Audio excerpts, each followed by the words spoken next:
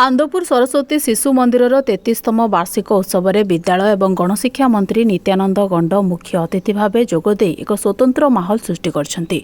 नूतन भाव राज्यर शासन क्षमता बीजेपी हाथ को आसीथिबा बेले शिक्षा क्षेत्र में अनेक संस्कार आनिबार आवश्यकता रही, जहाँकि आम सरकार द्वारा उद्यम जारी रही बोली गणशिक्षा मंत्री प्रकाश करछंती।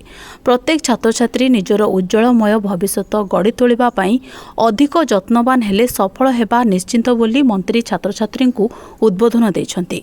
शिशु मंदिर परिचालना कमिटी सभापति उषाराणी जेना सभापतित्व में आयोजित एही वार्षिक उत्सव कार्यक्रम में आनंदपुर ब्लॉक शिक्षा अधिकारी समेत अतिरिक्त जिला शिक्षा अधिकारी और अनेक मान्यगण्य व्यक्ति उपस्थित रही छात्र छात्री उज्जवल भविष्यत निमंते सरस्वती शिशु मंदिर नियारा परिवेश और पाठ पढ़ेबार स्वतंत्रता उपरे आलोकपात करछंती।